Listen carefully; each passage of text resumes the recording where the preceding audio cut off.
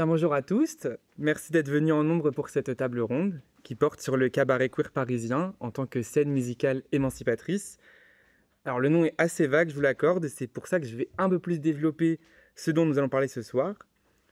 Pour rappel, ou tout simplement pour établir un contexte pour celles qui vont découvrir ce soir la notion même de cabaret, ces lieux ont été initialement créés dans les années 1880, donc ça commence un petit peu à dater, et il en existe aujourd'hui 200 environ, à peu près en France, et une trentaine sont à Paris. Historiquement, ce sont des lieux de vie et de survie pour des artistes marginalisés en termes de genre et de sexualité. Par exemple, on a Madame Arthur, dont on a quelques représentants ici, qui a été créée en 1946, à une époque où l'homosexualité était encore répréhensible, et donc c'était souvent, il y avait souvent des rafles de police. Et d'où pourquoi ça nous a intéressés, de comprendre ces lieux, de les découvrir, mais surtout parce qu'avec mes camarades de master, on a réalisé que le cabaret, c'est un espace emblématique de liberté, de transgression, un lieu où l'on peut tout se permettre, sans politiquement correct, où l'on peut rire, pleurer, mais aussi réfléchir sur des sujets graves. C'est une contre-culture queer, on va en discuter également, fournissant une possible expression artistique et politique privilégiée, où l'on cultive la différence et l'autodérision. Mais aussi, et surtout, car ce lieu cesse d'évoluer et de se réinventer et qu'il subit ou peut-être profite, on va aussi l'établir dans cette heure, de dynamiques actuelles, institutionnelles et médiatiques. Bon, vous l'avez compris, il y a beaucoup de choses à dire. Et je vous rassure, ça ne va pas être un monologue, je ne vais pas parler pendant 1 heure, parce que justement, on a de superbes intervenants. Vous pouvez applaudir. Et elles seront même beaucoup plus à même de discuter de ces sujets, et les parcours, l'expérience vont pouvoir parfaitement nous renseigner sur ce sujet. Alors je vous propose qu'avant que l'on entre dans le cœur de cette table ronde, vous vous présentiez brièvement. Vous pouvez dire votre nom, vos pronoms si vous le souhaitez, ce que vous faites actuellement et surtout votre lien de près ou de loin avec le cabaret ou votre vision. Je pense qu'on se par Michel, vu que tu es en bout de table. Salut tout le monde. Du coup, je m'appelle Cécile, nom de performeur Michel, et je suis le fondateur du cabaret Vénus Noire. Dans la vie, je suis metteur en scène, chorégraphe, et j'ai étudié avec la meilleure école ever, la vie extérieure, et la culture ballroom, c'est de là où je viens et où mon art a grandi. Et voilà, I stick to more blackness dans l'industrie en général.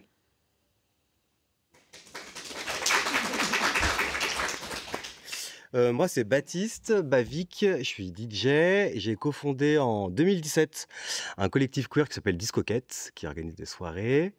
J'étais drag queen aussi pendant 8 ans, j'ai arrêté en décembre pour lancer une agence de booking dédiée au drag et au DJ qui s'appelle l'Agence du Lobby.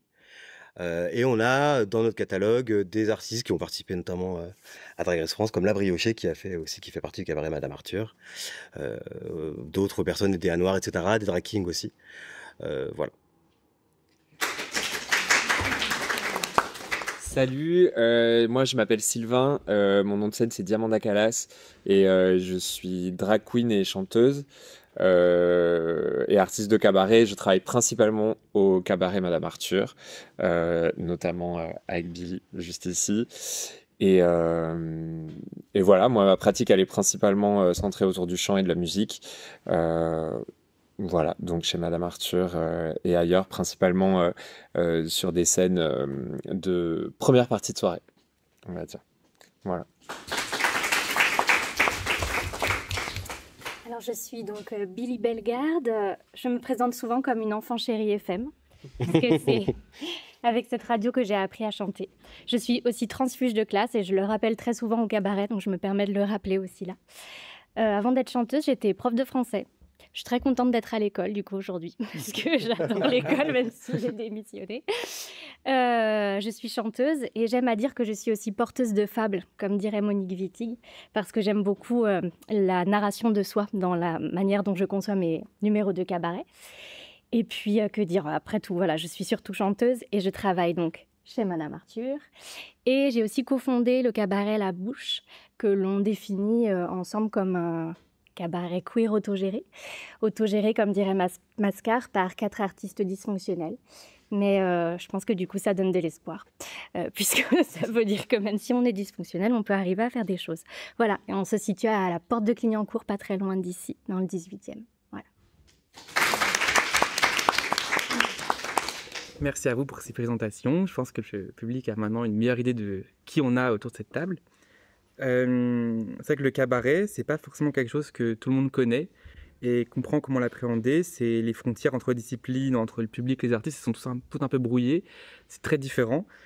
Et première question que je me pose, c'est est-ce qu'il y a des choses que le cabaret permet quels éléments caractéristiques pour vous distinguent le cabaret de toutes les autres scènes, comme le théâtre, les salles de concert plutôt classiques? Qu'est-ce qui va faire qu'on va parler de cabaret? Je ne sais pas, qui veut commencer? Déjà, je pense que ça peut être intéressant de voir ce qu'on met sous le nom de cabaret, parce qu'il y a énormément de choses. Il existe un syndicat des cabarets qui réunit des cabarets comme La Bouche, comme Madame Arthur, mais aussi comme le Moulin Rouge. Donc en fait, on va vraiment de la revue, qui est quand même, ce sont quand même des spectacles très touristiques, avec une vision du propos qui est quand même assez hétérocentrée, tout ça, comme des lieux comme La Bouche, qui sont des lieux autogérés, queer, mais aussi des lieux des cabarets qui n'ont pas de lieu fixe, comme le cabaret de Poussière, le cabaret de la Barbichette, anciennement du Secret. Donc c'est vrai que ça réunit quand même énormément de choses, et définir le cabaret déjà en tant que pratique, c'est compliqué, et aussi en tant que propos, c'est compliqué. Donc moi, j'aime à penser qu'il y a un cabaret, il y a quand même un cabaret queer aussi à l'intérieur. Le cabaret n'est pas nécessairement queer. Comment on le définirait justement, le cabaret queer? Qu'est-ce qui distinguerait ce cabaret des autres? J'ai l'impression que déjà, je pense que si on parle de cabaret, on parle de bar. Enfin, Ouais. c'est un peu bête, mais peut-être que la première chose qu'on peut dire sur un cabaret, c'est que les gens viennent boire un coup et voir des artistes. Ça a été toujours un peu le premier truc, en fait.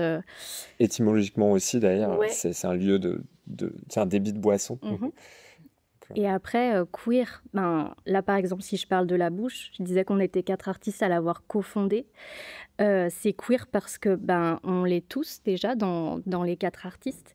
C'est aussi une production qui est queer, puisque du coup, on va donner du travail et réfléchir avec des personnes queer. Donc les personnes qui sont à la prod ou à la diffusion des spectacles, ou en régie ou au bar, sont des personnes queer. Donc il y a une façon de réfléchir à l'outil qu'on est en train de mettre en place, pas seulement artistiquement et sur qui est sur scène, mais aussi sur qui fabrique l'outil, au-delà juste de la pratique artistique. Donc je sais pas, j'ai l'impression qu'un lieu queer, ce serait ça, c'est quand vraiment on s'intéresse à comment on injecte en fait la pensée et l'argent, parce qu'en fait on fait rien sans argent, mais comment est-ce que l'économie, en fait, elle est aussi, elle profite aussi à cette communauté, quoi, en quelque sorte. Pour moi, le cabaret, en fait, de mon point de vue, ça a toujours été un espace extérieurement et qui a toujours embrace sur le devant de la scène la queerness, kind of. Et j'ai l'impression, c'est aussi pour ça que, genre, naturellement aussi, genre, les créatures, tout ce qui est le milieu du show et du divertissement en général, il y a toujours la queerness qui a existé aux alentours de ça. Et tout ce qui est après, genre, d'inspiration, genre, de toutes les formes d'art scénique, les musiques, les mouvements de danse, genre, ça vient de différents endroits. Donc le cabaret, genre, ça a toujours été quelque chose, genre, en tout cas, genre, qui a mélangé beaucoup de genres quand il s'agit de scènes, beaucoup de corps, beaucoup de sujets et tout, etc. Et maintenant, c'est vrai que dans l'évolution de cette culture, etc., aujourd'hui, quand on parle de cabaret cuir, effectivement, il y a le côté comment est-ce qu'on peut donner de l'argent, comment est-ce qu'on peut faire en sorte que euh, genre ça soit un métier qui nous permet de vivre en fait aujourd'hui, que ça soit genre un espace où on peut faire passer genre des messages plus précis et pas que basés aujourd'hui, en tout cas avec Vénus Noire. Euh, L'idée de ramener des corps noirs sur le devant de la scène, c'est de normaliser ça en fait, et genre de sortir de justement le cliché dans lequel les corps noirs ont évolué avec la culture du spectacle dans le cabaret, c'est-à-dire le rôle de jouer que des rôles de noirs. Donc, avec ce que ça vient, avec l'histoire, le cabaret aussi, c'est un espace historique. Et aujourd'hui, dans l'histoire du cabaret, il y a toute une déconstruction. communautaire ou pas, qui est amené sur le devant de la scène et à travers des rencontres, à travers des thèmes qui sont revisités, retravaillés. Mais c'est vrai que concernant la culture du cabaret, logiquement, on retrouve toujours les mêmes esthétiques et les mêmes stéréotypes, même dans des cabarets aussi queer. Parce que c'est un travail qu'on fait toutes ensemble, en fait, de changement et d'évolution et tout, etc. Et donner aussi place avec la technologie aussi d'aujourd'hui. Je dis ça parce que c'est vrai que comme vous avez cité le Moulin Rouge, etc. C'est un cabaret pour moi qui est old school. C'est la base. C'est quand on parle de cabaret, on a l'impression que c'est ça la représentation de Paris pour les personnes touristes, effectivement. Mais si entre nous réellement on parle de la culture cabaret, surtout dans le milieu cuir, on en connaît plein. Et pour moi, le Moulin Rouge, c'est pas du tout ma référence. J'adore l'esthétique des plumes et tout et tout. I live for it, les petites jupes French Cancan, tout ça. It's everything. Mais c'est pas la moitié de ce qui est le cabaret. C'est on va dire, allez, 5% de 100%, tu vois. Et franchement, d'abord, je prends le temps aussi de dire que je suis contente aussi d'être là parce que, du coup, ça me permet aussi de partager ça avec vous et de partager ça et d'amener aussi, mes opinions par rapport au cabaret et tout, etc. Voilà par rapport à l'histoire du cabaret, j'espère que Non, mais c'est parfait. Donc voilà. C'est bien de voir qu'il y a des visions différentes. Et je pense qu'on n'a pas trop parlé du public. Là, on a parlé des gens qui le font, mais en fait, c'est aussi ça qui est hyper beau et intéressant, je pense, c'est de voir le public. Par exemple, chez Madame Arthur, un public plutôt mélangé, pas queer. Ouais. Donc moi, je me sens être plutôt une artiste de pédagogie quand je suis chez Madame Arthur, parce que je ne m'adresse pas à ma communauté globalement et que du coup, il faut être un petit peu entre les deux, arriver à s'adresser d'une certaine manière. C'est vrai que la dynamique, elle est ultra intéressante parce qu'il y a un mépris de classe mutuel entre le public de Madame Arthur. Alors pas 100% du public de Madame Arthur, bien sûr, mais on a quand même En fait, on a des comités d'entreprise sur les tables qui font comme une marée de tables devant nous, de gens de droite. Le système oppressif de classe, il est complètement obvious chez Madame Arthur. C'est les riches devant les pauvres derrière. Voilà. Et donc, ce mépris de classe avec ces personnes qui sont à table, il est mutuel. C'est-à-dire que nous, on n'a pas envie d'être eux et ils n'ont pas envie d'être nous. Mais il y a un respect qui est là.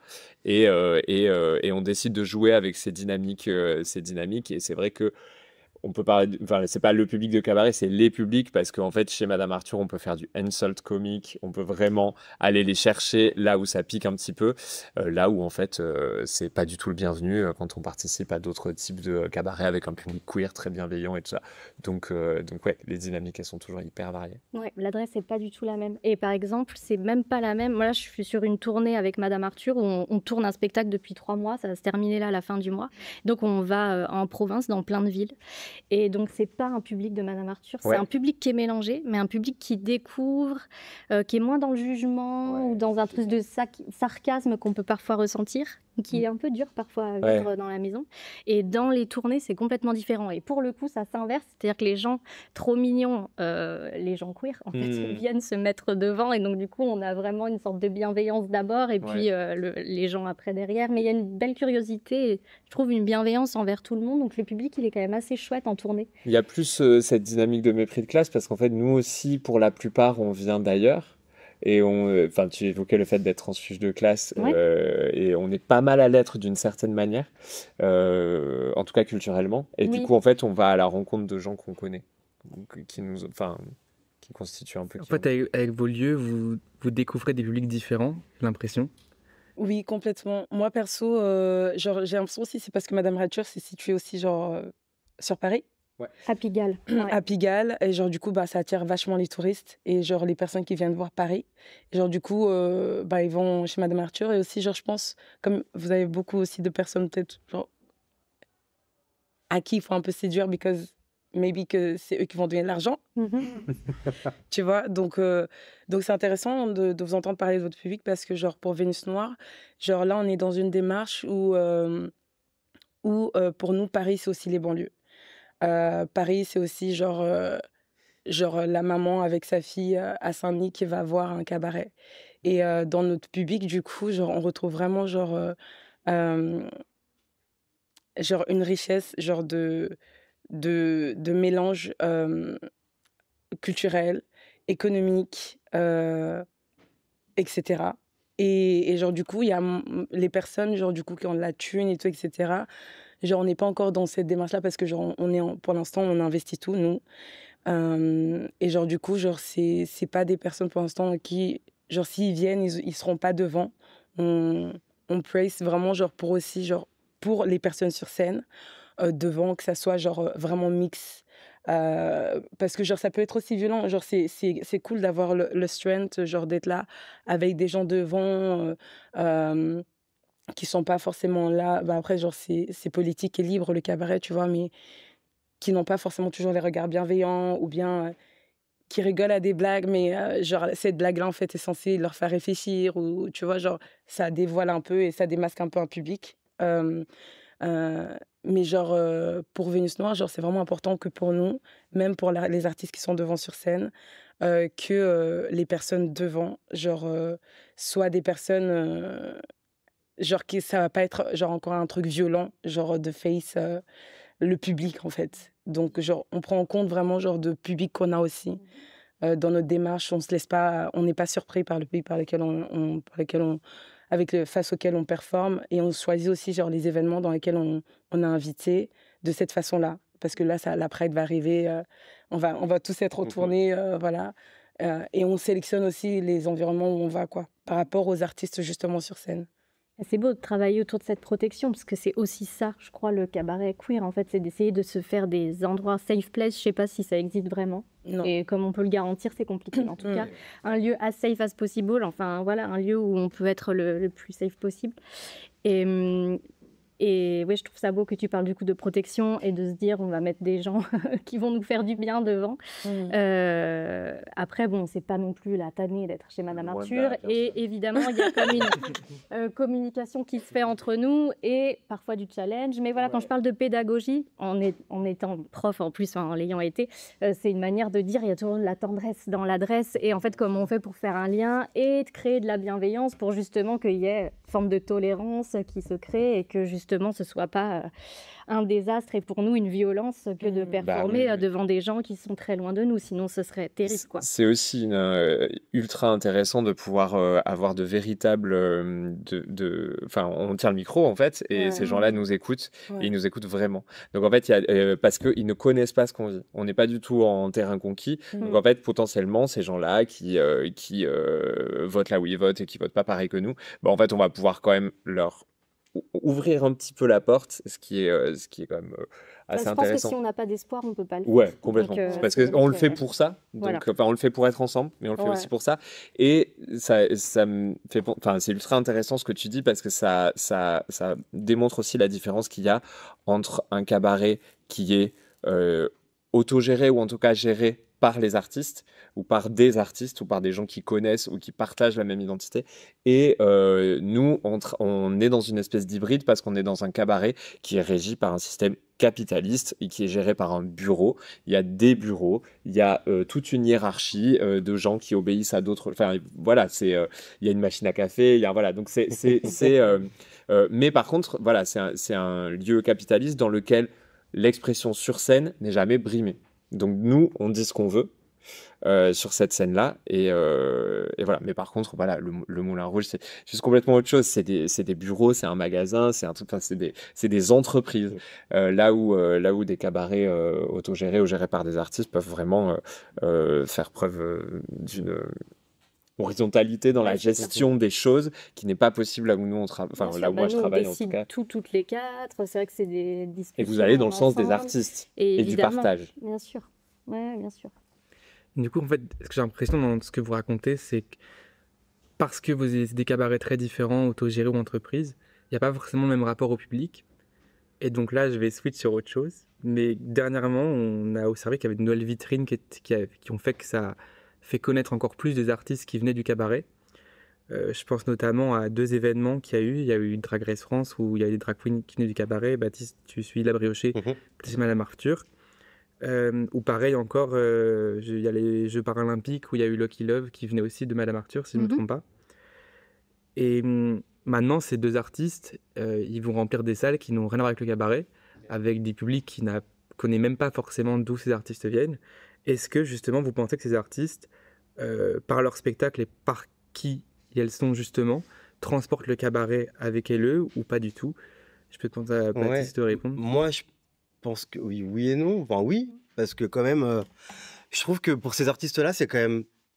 Et après, moi, je le suis pas. Moi, justement, je manage les artistes qui en font. Donc, c'est vraiment, je veux pas parler à leur place, mais c'est ce que je ressens.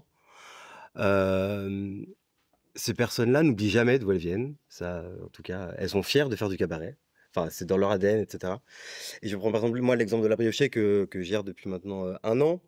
Et que, justement, moi, j'ai pas l'expérience de cabaret en cabaret, mais plutôt faire sortir le cabaret dans d'autres événements. Ça va être dans des prides, dans du clubbing aussi, dans des événements qui sont pas forcément. On s'attend pas à avoir forcément du cabaret en plein milieu de la nuit. Et c'est souvent hyper bien reçu. À la fois pour les artistes, parce que ça permet aussi de les confronter à un public qu'ils n'ont pas forcément l'habitude d'avoir. C'est un public de club, c'est un public qui n'est pas forcément dans le même état d'attention, d'ébriété, etc. Donc il y a aussi des choses à gérer, mais souvent c'est un public qui est très enthousiaste aussi. Par exemple, nous chez Discoquette, on a toujours eu un modèle où on a entrecoupé les DJ sets avec des shows. Et on sait que c'est des moments que les gens attendent. Et donc, en fait, dès qu'il y a 2 heures du matin, entre 2 DJ sets, il y a un numéro, notamment de cabaret, par exemple, qui arrive. On sait que les gens sont hyper contents. Ça permet de redonner un peu d'élan aussi à la soirée, prendre un peu de respiration, de voir autre chose et de redémarrer après la soirée. Et, donc, c'est pour ça, moi, je trouve que c'est hyper riche d'avoir le cabaret dans des lieux qui sont du cabaret, mais c'est aussi hyper sympa de pouvoir les faire sortir dans d'autres cadres. J'ai par exemple demain La Briochée qui va à Meribel pour une Pride d'hiver faire un showcase de pur cabaret là-bas. Et ça va être un super événement parce que voilà, c'est la première fois qu'ils accueillent une artiste de cabaret.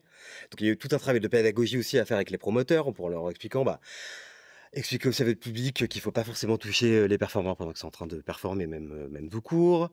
Comment on les accueille, les conditions, etc. Comment est-ce qu'on répète, le temps de préparation. Enfin bref, il y a tout un process à expliquer à des personnes qui ne sont pas forcément hyper au courant de ce que aussi ça peut engendrer en termes de préparation. Parce que, par exemple, quand j'ai fait booker La Briochée à Meribel, on m'a demandé peut-être un mois avant les MP3, ce qu'elle allait faire, etc. Et je leur ai dit, mais en fait, il faut un peu plus de temps pour qu'elle prépare son show. Vous recevrez les morceaux quelques jours avant, etc. Mais ça va aussi pas mal dépendre d'elle, de son état, aussi de sa voix, parce qu'il y a des morceaux qu'elle peut interpréter ou pas en fonction de son état de santé, etc. Donc il y a aussi pas mal de choses à adapter. Donc c'est pour ça qu'il a fallu aussi faire un peu de pédagogie là-dessus. Voilà. Je pense que ça dépend quand même vachement des artistes. Ouais, je pense aussi. Parce que c'est vrai que, comme tu dis, tous les artistes qui ont fait du cabaret d'abord vont l'amener avec eux, avec elles. Moi, je bosse avec Soa Demus, du coup, c'est une des 4 artistes avec qui j'ai cofondé la Bouche. Et elle revendique beaucoup d'être pas vraiment une drag queen, même si elle a fait Drag Race, plusieurs saisons et tout. Mais en fait, pour elle, le côté cabaret, c'est plus le drag à la française. Enfin, du coup, elle mélange pas trop les deux. Donc, enfin bon, et elle a vraiment cette pratique-là du cabaret qui est vraiment. Et pourtant, elle fait de la danse contemporaine. Et voilà, donc je pense que c'est une chimère en fait. L'artiste de cabaret est une chimère comme le cabaret l'est. C'est tellement protéiforme que c'est compliqué de définir ou de dire. Enfin voilà, je pense que quand on y a mis un pied, comme tu disais, il y a un truc aussi d'accident, je trouve, dans le. Tu dis, on vient un peu tous là, à un moment. Moi, j'étais prof, enfin, je sais pas comment dire, mais j'ai l'impression que c'est un endroit qui nous accueille quand on fait une sortie de route aussi ou un pas de côté pour trouver un lieu qui peut accueillir justement le fait qu'on n'est pas des artistes conventionnels ou qu'on n'a pas la formation qu'il faut. Enfin, moi, ce qui m'a vachement plu et touchée quand j'ai passé les auditions de Madame Arthur, c'est de me dire qu'on m'a juste demandé de chanter et qu'on m'a pas demandé quelle école j'avais fait ou conservatoire ou je sais pas quoi. Ce à quoi j'aurais dû répondre, bah rien. Donc mince quoi. Du coup, est-ce que j'ai ma place? Et voilà, j'ai l'impression que le cabaret c'est aussi un lieu d'accueil, d'abri qui permet d'accueillir toute personne qui a envie de dire quelque chose en fait. Ça peut être très frustrant aussi dans des cadres plus plus académique et plus conventionnel pour les gens de comprendre exactement d'où on vient. Et les gens ont toujours à la bouche cette question de savoir, mais qu'est-ce qu'on a fait comme formation? Comment on est arrivé là? En fait, le cabaret s'auto-forme on a appris. Alors peut-être qu'on a appris des cours de chant en étant jeune, ou ça dépend vraiment des gens, mais en fait on a appris à faire du cabaret au cabaret. Et, La pratique, c'est l'école, en fait. ouais. Un peu. Et ces événements dont tu parles, effectivement, oui, je pense que surtout ça démocratise la possibilité de l'expérience pour les artistes de cabaret, parce que évidemment que c'est chiant pour toute pratique d'avoir un petit extrait de cette pratique qui est monté en émission télé pour générer du capital et tout ça. Évidemment que c'est chiant, mais ça permet aussi des expériences, ça permet à des artistes de cabaret de se retrouver dans des zéniths, ça permet à des artistes de cabaret de faire des soirées privées pour 2000 balles. En fait, ça donne des possibilités à nous aussi. Donc ça rayonne, ça pleut un petit peu sur l'ensemble de la pratique si on décide de voir le verre à moitié plein. Oui, effectivement, tout ce qui se passe avec les JO et tout ça, bah, en fait, oui, c'est des tonnes de merde pour des tonnes de gains. Et puis, voilà, et je pense collectivement, tout le monde est d'accord pour essayer de conserver toutes les pratiques queer les plus safe possibles. Et on compte les unes sur les autres, et notamment sur celles qui ont ces opportunités-là et c'est ce qu'elles font. Elles le font très bien. Ouais, elles le font très bien. De pas oublier d'où elles viennent, de continuer à booker. Là, il y a Ruby Undernail qui fait Top Coat en ce moment au gymnase. Il y a que des artistes qui n'ont pas fait Drag Race qui sont dans le spectacle. Et on continue quand même à essayer de tirer vers le haut toute la communauté. Ouais, je pense qu'en plus, cette visibilité, elle fait du bien. Enfin, moi, je pense à la petite Gwyn que j'étais, qui n'avait aucune référence de lesbienne ou de personne. Enfin, vraiment, on était quand même trop solo, quoi. Souvent, à la bouche, je dis, quand j'avais 17 ans, mes seules amies lesbiennes, c'était les actrices de The L Word. Donc, c'est vraiment très fictionnel. Et d'un coup, là, c'est dans les télés des gens. Donc, je pense que ça fait beaucoup de bien aussi aux bébés queer, et que ça, c'est hyper, hyper, hyper important. Ouais, ça montrait aussi que c'est une voie professionnelle possible, en plus d'être une voie de hobby possible. Moi, j'ai commencé à 100% le cabaret à 30 ans, je faisais pas du tout ça avant. Et comme tu dis, c'est un endroit où on se retrouve quand on est sorti de la route. Et c'est bien de pouvoir montrer que c'est une possibilité. Ouais, et ça permet vraiment de réunir plein de gens, parce que les publics de Drag Race, quand on va au spectacle, mais c'est trop beau, parce que c'est mélangé, et qu'il y a quand même plein de bébés queer qui se sont make-upés, fringués, avec parfois leurs parents. Enfin, vraiment, moi, ça me fait pleurer. Ah ouais, à chaque fois, tu regardes la salle. C'est trop beau, donc bon, ça, c'est génial. Est-ce que, Michel, tu partages cet avis? Ouais, complètement. Dans les artistes, genre que je trouve vraiment stylé leur démarche à travers ça, parce qu'encore une fois, genre c'est pour aussi genre donner une possibilité de professionnalisme, mais aussi genre d'opportunité pour tout le monde. Et Soa Dumuse, j'adore le fait que genre elle arrive et qu'elle veut pas non plus elle se force pas à jouer le rôle de ok, quel style de drag queen rentre genre dans les cases, et quel style de drag queen peut avoir aussi des opportunités. Parce que c'est vrai que genre en fait genre esthétiquement genre on retrouve souvent les mêmes esthétiques, et aussi il y a un truc de génération que j'ai remarqué aussi, genre ce qui est intéressant aussi, tu vois, genre on apprend aussi que des générations plus récentes avec une expérience super courte aussi genre peuvent arriver aussi face à une génération genre plus ancienne avec une expérience beaucoup plus longue, et être assis, elles se retrouvent au même show, tu vois, et mutuellement genre se respecter et tout.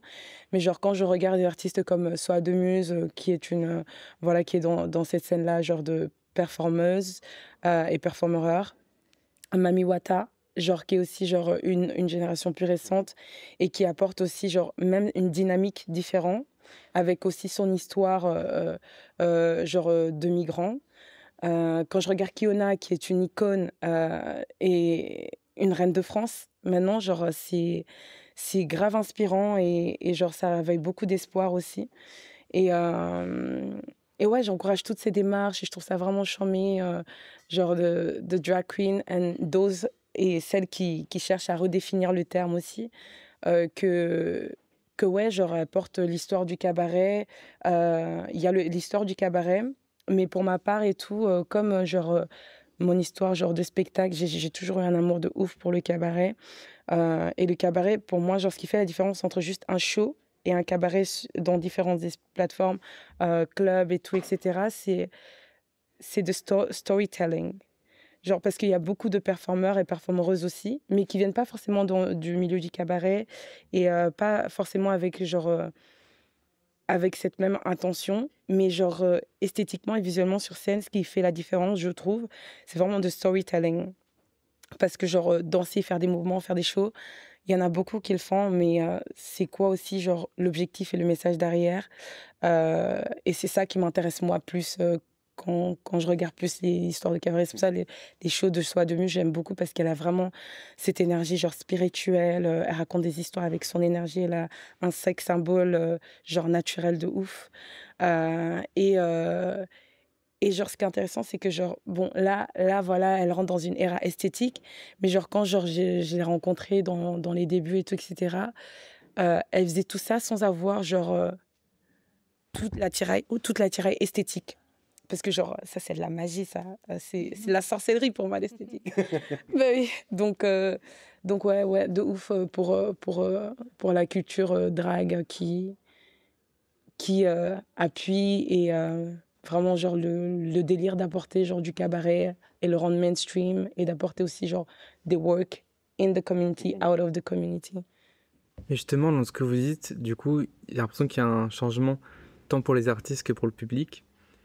Et c'est vrai qu'il y a cet effort de représentation où des personnes queer vont se reconnaître et pouvoir plus facilement s'identifier à des artistes et s'imaginer un futur très différent de ce qui a pu être d'antan. Et à la fois, il y a une question qui me vient en tête, c'est que Drag Race France, ça donne une vision, par exemple, euh, très réduite de ce qu'est le drag. Comme on l'a dit, beaucoup d'esthétiques très similaires. Et surtout, ça, même si ça parle de certains messages, ça en efface beaucoup d'autres. Et quand on regarde Madame Arthur, au tout début, il y avait des rixes tout le temps de policiers. Donc, est-ce que, justement, même s'il y a tout cet effort de représentation et de partager l'art queer à plus large échelle, est-ce qu'en faisant ça, en institutionnalisant le queer, on finit pas, d'une certaine manière, à le faire un peu disparaître? Et j'aimerais bien, Baptiste, te répondre parce que je tente à créer une agence par les queers pour les queers. Et est-ce que, je tente en créant cette agence, c'est pas parce qu'aussi un constat que c'est pas forcément comme ça à côté? Si. En fait, on s'est rendu compte. Du coup, nous, on a créé l'agence de lobby en septembre. Et en fait, avant, c'est venu d'une expérience où, en fait, avec Discoquette, mon collectif, on était chez une grosse agence dans la musique électronique qui s'appelle Bipole, qui est un gros tourneur en France. Et en fait, on était un peu leur token queer. Et on se rendait compte que du coup, on était bookés dans des gros événements, dans des festivals, etc. Mais en fait, notre booker connaissait pas du tout ce qu'on faisait. On avait des dragues et en fait, on était encore obligé de se maquiller dans les toilettes. Enfin, c'était enfer. On nous faisait arriver 1 heure avant le show sans nous avoir demandé en fait combien de temps vous avez pour vous préparer, etc. Enfin bref, c'était le gros bordel.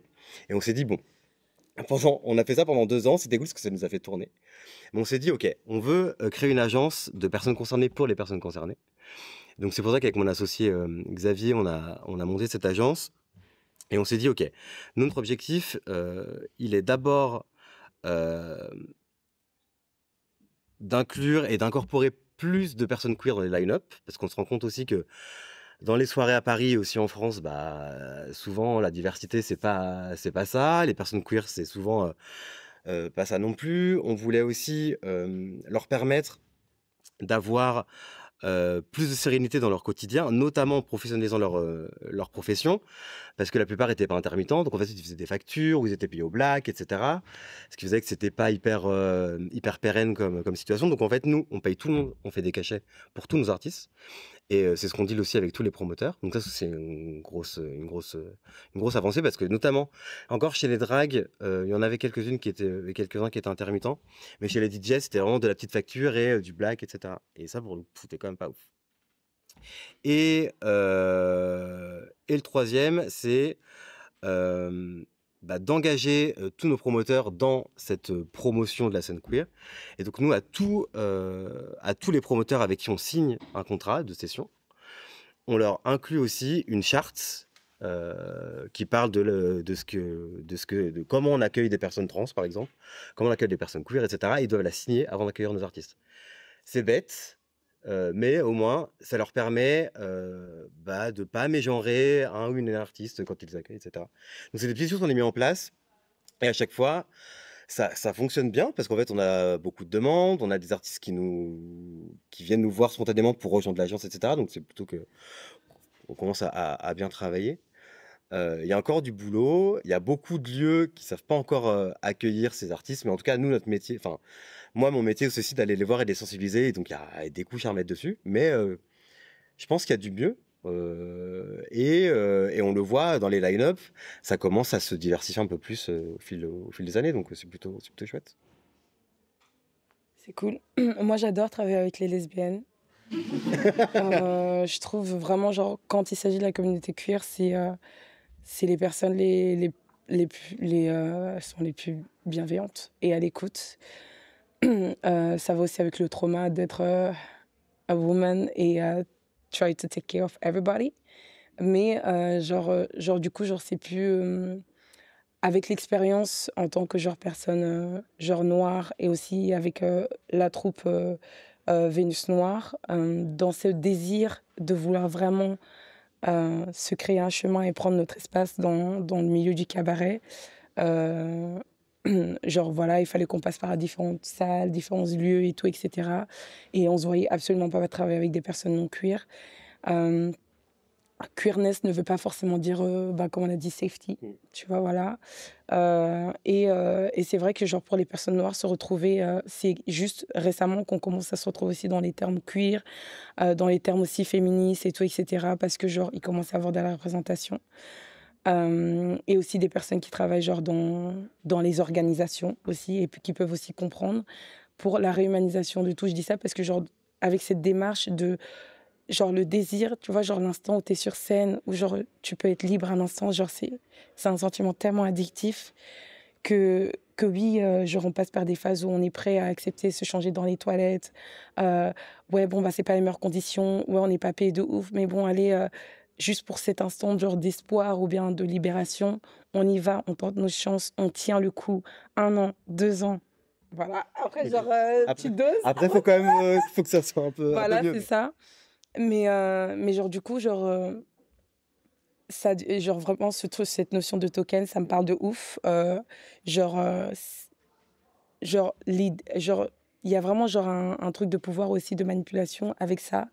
Les personnes qui recherchent et qui ne sont pas du tout encadrées. Du coup, félicitations pour ton agence aussi, au passage. Mais qui ne sont pas encadrées, protégées, tout, etc. Du coup, juste, ça laisse plus d'espace pour des personnes dans le milieu. Parce qu'il y en a beaucoup. Il n'y a pas beaucoup d'espace. Il y en a beaucoup de connus. Mais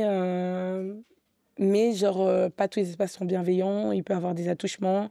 Et en fait, ça va être silence. C'est aussi dans la culture aussi, queer, on apprend aussi à communiquer et à remettre des boundaries, à normaliser aussi de parler en mode ok, ça me fait me sentir comme ça, etc. Et du coup, de mettre l'œil dessus en mode ok, ce genre de behavior, it's not good.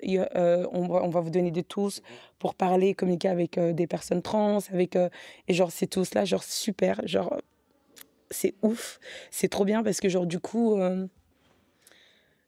du coup, ouais. Désolée, à chaque fois, je suis en mode, je suis tellement passionnée. J'ai oublié, c'est quoi la question? La question de base, c'était est-ce que le fait d'institutionnaliser le queer, donc le rendre de plus en plus accessible, c'est pas le faire disparaître Ouais, voilà. Du coup, nous, par exemple, on s'est retrouvés à ne plus accepter de travailler dans certains environnements parce que, justement, il y a eu 1 attouchement, 2 attouchements. On est en mode, OK, on va faire l'effort de démarcher, de communiquer. Et ce truc de charte, justement, c'est juste du blablatage face-to-face. Mais quand il s'agit d'être dans les actes, paperasse et tout, etc., et dans l'application et formation de son équipe, de l'équipe en général, ça demande effectivement une formation, payer des gens qui vont venir pour faire des formations. C'est un frais, que les personnes ils étaient pas prêts à dépenser. On a fait le choix du coup de plus performer dans certains espaces, mais comme le token de Black Queer Person était nécessaire, genre, ça faisait pas de différence pour certains de ces espaces de travailler avec des personnes qui esthétiquement, genre, embrace the queerness, mais qui ne le sont pas. Euh, et, euh, et aussi avec cette notion de cabaret aussi, genre, qui font du show. Euh, mais, euh, mais voilà, genre, est-ce que, genre, j'allais poser la question, est-ce que, genre, en fait, genre, tout le monde peut être cabaret parce que tu fais du show? Personnellement, moi, je pense pas, tu vois. Donc, du coup, voilà, genre, c'est facile, genre, pour que ces personnes-là maintiennent, genre, leur liste d'événements et, genre, aussi leur engagement envers leur public et, genre, leur image. Du coup, s'il y a, par exemple, nous, on refuse, ils vont chercher d'autres personnes qu'ils acceptent et d'autres personnes, du coup, genre, qui, qui sont encore, enfin, qui vont rien dire. Voilà, ou bien à qui ils vont pas faire les mêmes choses pour éviter d'être recall out ou revenir sur ça. Genre voilà, genre après ça, c'est la vie. Mais oui, moi, je suis d'accord avec ça. Genre, le fait le fait que, genre, si c'est là, est-ce que, genre, c'est effacé? C'est ça, entre guillemets? Si, un peu ça, oui. Ouais, je suis d'accord que, genre, comme tout le monde se dit un peu queer, enfin, genre, comme tout le monde a un peu des notions de, OK, quel genre de performance est censé être queer sur le devant de la scène, euh, everybody, c'est comme si tout le monde avait kind of la formule et que comme si tout le monde est remplaçable, entre guillemets. Genre, si c'est pas toi, ça va être une autre personne, c'est pas grave. Je pense que ça pose la question du pinkwashing. Ouais. Et que, en fait, du coup, ça fait de l'argent. Nos identités génèrent de l'argent. Donc, à partir de ce moment-là, on tombe dans plein d'écueils. Et donc, c'est pour ça qu'il faut toujours essayer, nous, en tout cas, d'être vigilants, vigilantes pour essayer, parce que c'est pas que ça nous efface, mais c'est que ça, oui, fait un truc un peu gloubi-boulga où on sait plus, tu dis, mais qui fait du cabaret, en fait, voilà. Et on n'a pas envie non plus de se tirer dans les pattes et de dire toi oui, toi non. Mais je pense que c'est juste de rester vigilant, ce que tu fais toi, par exemple, comme travail, qui permet d'être dans la protection, le soin de ces personnes, parce qu'en fait, on est vulnérable. Et donc, quand on se retrouve parfois avec des équipes de techos de merde qui se disent « vous êtes juste les travelots », en fait, il y a une espèce d'homophobie intériorisée qui est terrible. Et parfois, c'est vraiment d'un mépris. Voilà, comme si on n'était pas des artistes. Voilà, oui, bon, ils vont chanter vite fait. Ouais, ils sont maquillés. C'est ça. rigolo, Et tu vas aller dans les chiottes voilà. pour te maquiller. En fait, non. Et donc, voilà, qu'on ait des équipes qui nous respectent et qui permettent aussi que, justement, on n'arrive pas à ces conditions-là et il faut qu'on les refuse. Et tu te dis, ouais, si on refuse, il y a quelqu'un d'autre qui va accepter derrière. Donc, bon, certes, ça arrive et c'est terrible, en fait, mais il faut qu'on essaye d'être ensemble là-dedans. Et ouais, c'est ça, c'est cette forme de vigilance dont je parle, quoi, pour essayer de... Après, plus que de faire mourir la pratique, c'est plus que ça éclate un petit peu les enjeux parce que ça crée des strates différentes de types de performeurs. Par exemple, Drag Race, aujourd'hui, une personne qui a fait un bon parcours dans Drag Race, elle va, son agente va demander entre 2 et 4 000 euros pour 2 lip sync. Voilà, là, on commence à avoir des enjeux qui sont plus du tout les mêmes et c'est trop bien que les personnes queer prennent l'argent des institutions et se le mettent dans la poche. Bien sûr. Pas de problème. Juste, du coup, on a tous les enjeux qui sont un petit peu éclatés et on propose à des personnes queer la tentation de capitaliser individuellement, which is fine. Genre, franchement, c'est pas grave. Mais voilà, ça propose ces choses-là. Et du coup, ça le fait pas mourir, mais je pense que la plupart font les deux. Ouais. Justement, il y a des personnes qui vont dire, tu sais quoi, je chope les 4000 balles, pas de problème. Par contre, j'invite la communauté, j'impose de la diversité dans le line-up. J'essaye avec mes outils et ma fame et tout ça, voilà. Donc je pense pas que ça fasse disparaître la pratique, surtout que moi je me dis que maintenant que Drag Race, c'est pas une émission de cabaret, c'est une émission de drag. Ouais, complètement. Et le drag, c'est la pratique que tu peux vendre avec le drag, c'est le drag.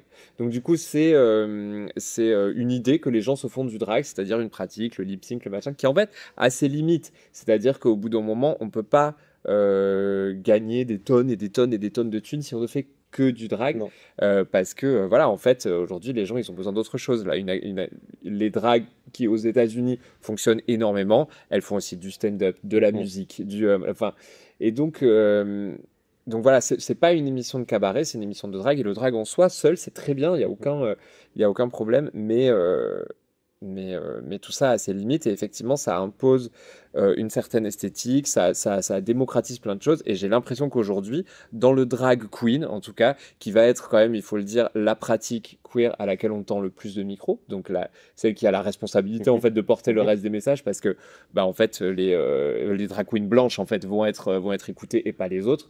Elles ont cette responsabilité-là, mais effectivement, il y a un polissage de la pratique. Et aujourd'hui, je pense que le drag n'est plus assez.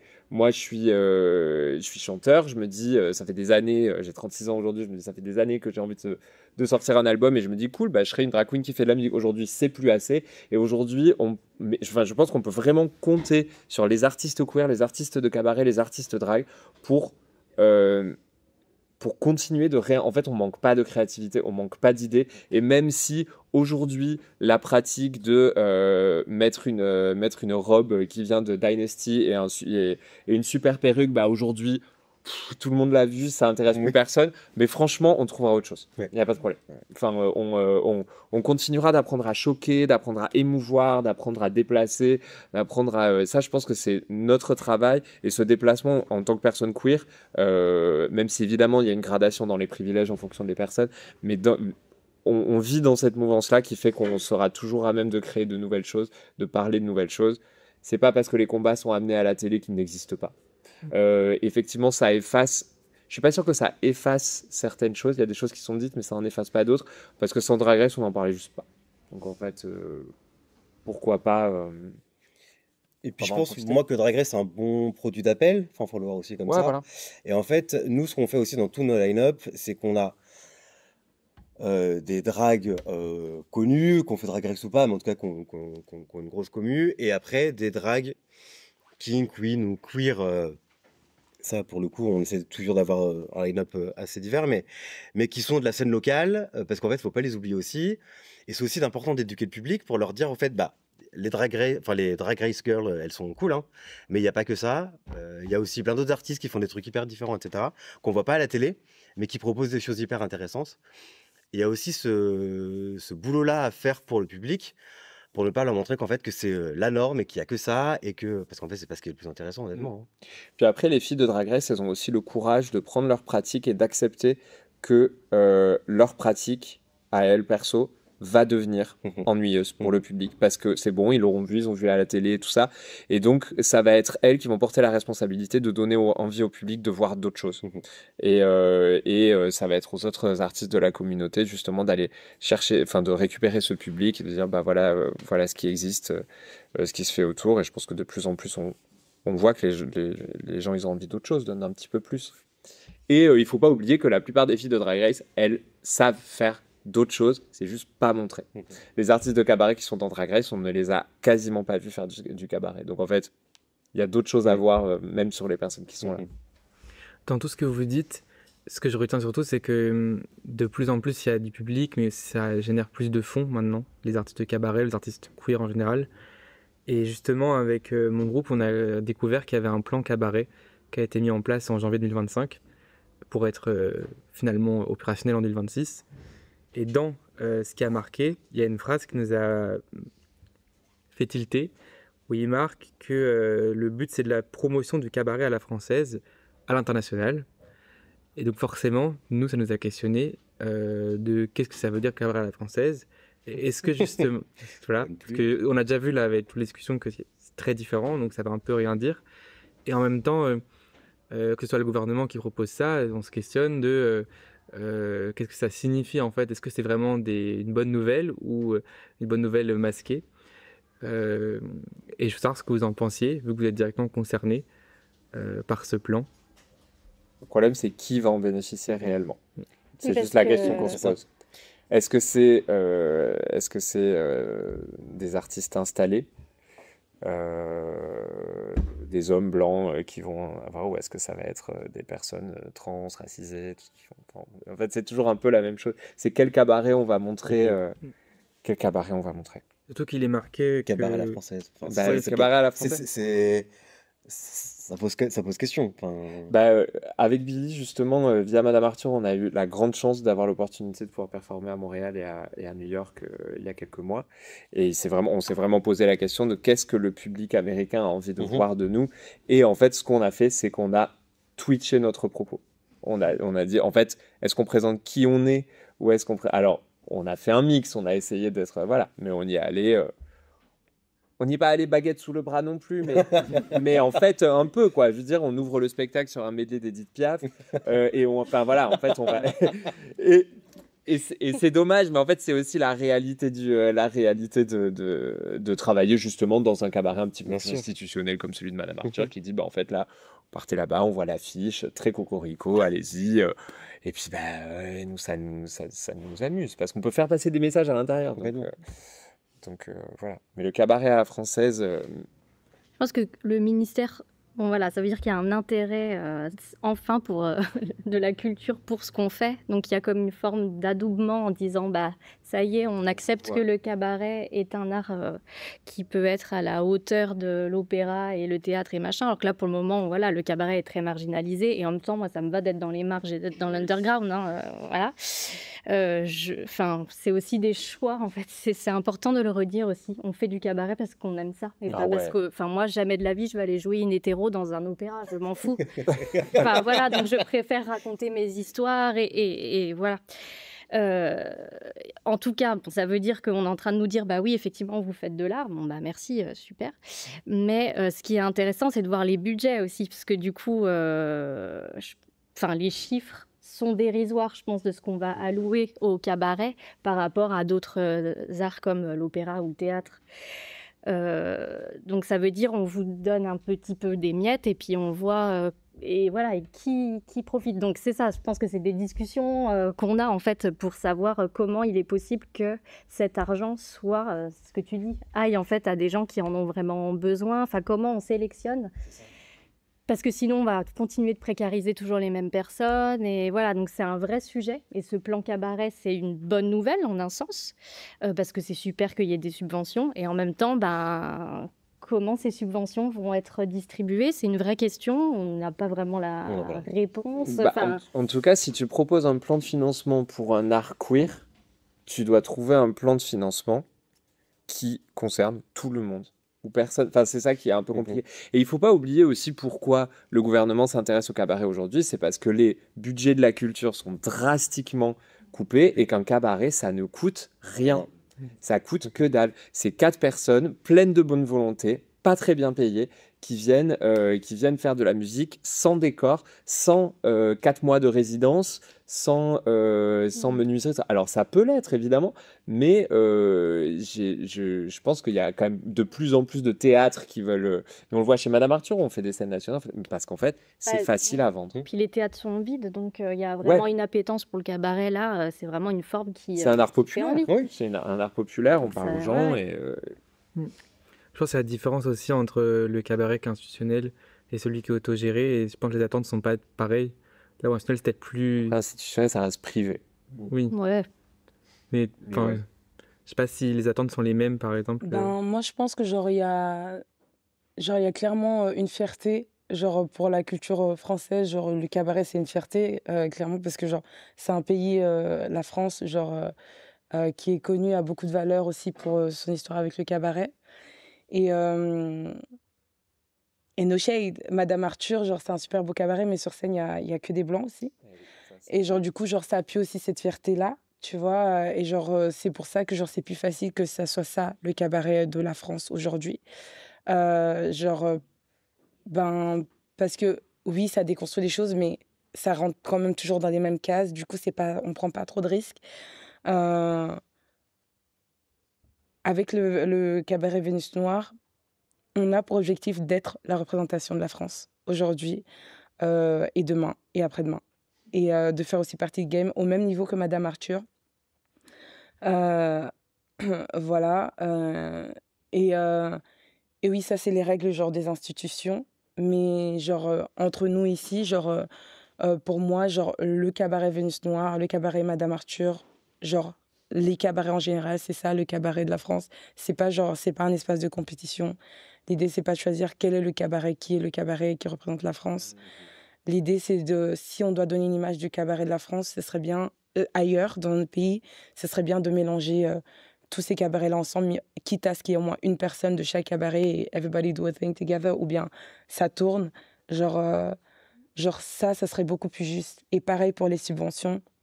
Enfin, pareil, tu vois, genre, il y en a qui l'ont souvent eu, il y en a qui l'ont jamais eu, mais qui sont toujours là. Et genre, ça aussi, pour moi, genre, c'est normal que ça soit un truc qui tourne, parce que, genre, tout le monde contribue à enrichir la culture française. Ouais. C'est le paradoxe que de base, c'est un lieu de grande liberté et transgressif, et que un plan, c'est cool parce qu'on va identifier ce que c'est le cabaret, mais au contraire, ça peut être le limiter et créer des barrières qu'il n'y avait peut-être pas avant. Surtout que dans le plan, il y a aussi marqué que l'objectif, c'est d'inscrire le cancan à l'inventaire du patrimoine culturel immatériel. Ce qui, du coup, ça serait indiqué qu'on va plus diriger vers le French Cancan et peut-être moins vers le cabaret queer. Si ça permet de mettre en lumière la culture des travailleuses du sexe de l'époque et tout ça, ouais. Mais le truc, c'est pas de qu'on n'est pas à problème. l'époque. Mais c'est pas, ouais, c'est pas notre problème à nous, enfin l'inscription du. Mais c'est pour ça que c'est intéressant de parler avec les gens du ministère, parce que, enfin, je pense qu'on a été pas mal à quand même dialoguer avec ces personnes qui essaient de comprendre ça, cette pluralité.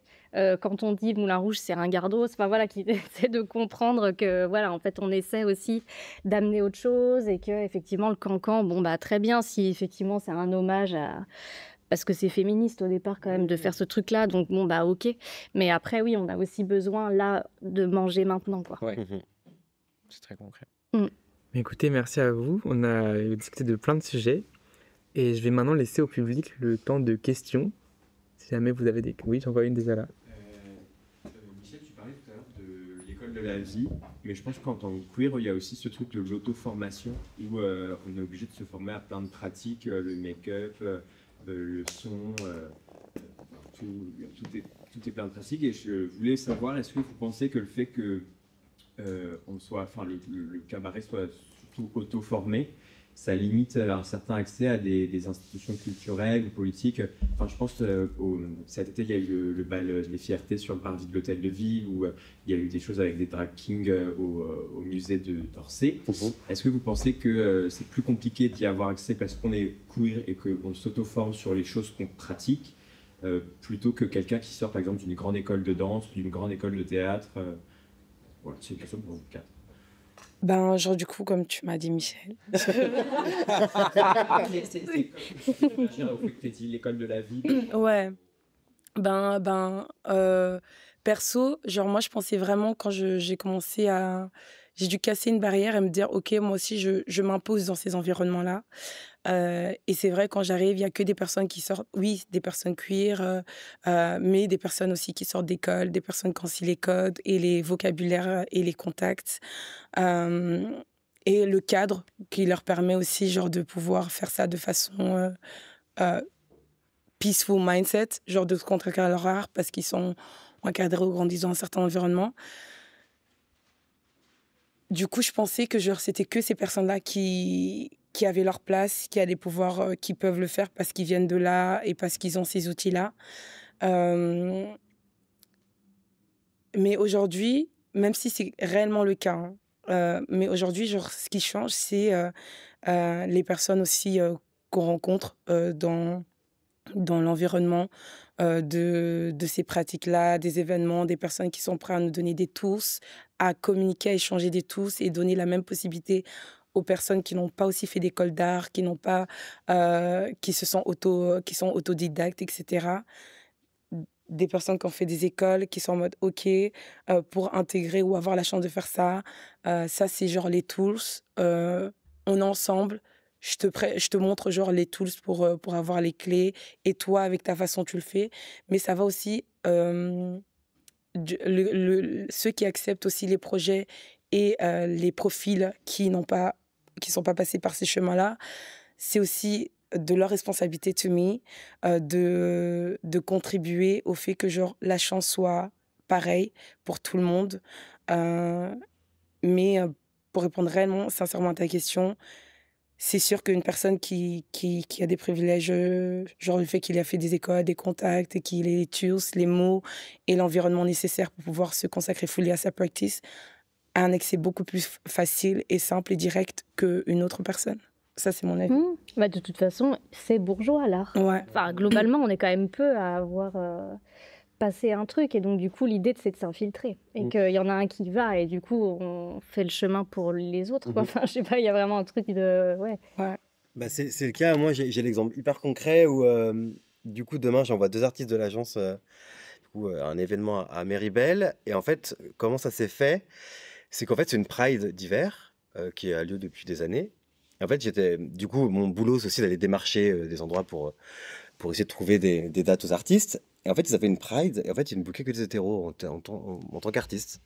Et donc, je leur ai écrit, je leur ai dit, vous êtes sympa, mais en fait, depuis des années, vous avez des groupes de jazz, des groupes de rock, mais c'est que des hétéros, enfin, ça vous pose pas de problème, c'est comme la semaine de la Pride de Miribel, et il n'y a pas d'artistes queer. Ils ont fait, ah ouais, mais on n'avait pas pensé, etc. Et j'aurais dit, bah les gars, enfin, réveillez-vous quand même. Pour le coup, j'ai réussi à mettre un pied dans la porte en leur disant, bah écoutez, nous, on a ce qu'il faut. On a des artistes qui seraient hyper heureux de venir chez vous. Donc, booker des artistes queer, quoi. Et là, je sens qu'il y a un petit loquet qui s'est déverrouillé dans leur cerveau. Et ils se sont dit, ah oui, ok, enfin, oui, vous avez raison. Et pour le coup, je pense qu'il faut aussi parfois y aller au culot quand on voit. Moi, je sais que dès qu'il y a un truc dans un line-up qui me plaît pas, enfin, qui me plaît pas, entre guillemets, hein, mais que je trouve un peu problématique, où il y a encore des événements, par exemple, à Paris, où il y a que des mecs blancs qui sont bookés. Et on se dit, mais en fait, enfin, c'est pas possible. Enfin, faut qu'il y ait plus de diversité, etc. Enfin, faut pas hésiter à en parler aux promoteurs et aux DA et de leur proposer soit nos services ou les services qu'on peut proposer, parce que sinon, en fait, on n'avancera pas et les line-up continueront d'être les mêmes, quoi. Est-ce qu'il y a une autre question?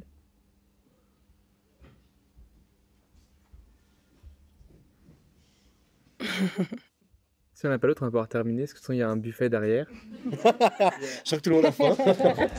qui attend tout le monde. Mais du coup, merci à vous quatre d'avoir été présents. C'était très intéressant et j'espère que tout le monde a appris plein de choses. Je voulais quand même vous laisser l'opportunité de dire vos actualités, parce que je sais que j'ai des fiches sur chacun de vous. Et je sais que Interpol. vous avez chacun des actualités en ce moment. Donc, Lee, tu peux commencer. Ouais, la Bouche Cabaret, là, on n'a pas de date en avril, mais on revient en mai. Donc, il suffit d'aller sur le site pour trouver les dates. Voilà. Et puis ensuite, on me retrouve aussi chez Madame Arthur. Et j'ai écrit mon premier solo, donc qui va se jouer le 3 avril, sera la première. Voilà. Trop bien. Génial. Pareil, moi, c'est les spectacles chez Madame Arthur qui s'enchaînent, ils ne se ressemblent pas, puisqu'il y en a un différent toutes les semaines. Et voilà, donc j'y serai les 2 prochaines semaines. Et puis voilà, vogue la galère. C'est beau. De mon côté, pas mal de dates avec Discoquette, dont une samedi au Point Éphémère avec la Frikish, qui est un collectif de Club Kid. C'est aussi assez cool. Club Kid Culture. Ouais. Et Flash Cocotte, que je pense beaucoup de personnes connaissent, parce qu'ils sont quand même sur la scène depuis un petit moment. On les connaît plus. Voilà, on les connaît plus. Et puis non, d'autres à venir, notamment aussi la Pride. On fait une grosse soirée pour la Pride au Mazette, qui est l'ancien bateau de la Concrète. Et après, pas mal d'actu. Suivez-nous sur Discoquette ou l'agence du lobby pour suivre toutes les actus.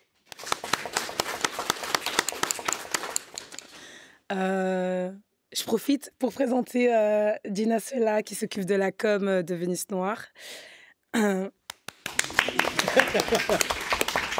Du coup, le 30 et le 31 mai, on va faire un cabaret sur le thème du rêve, des songes, au Saint-Ouen. La communale Saint-Ouen. On vous invite à venir nombreux, nombreuses, et à nous suivre aussi sur notre page et à juste enjoy tout ce qu'il y a sur cette page, en fait. Voilà.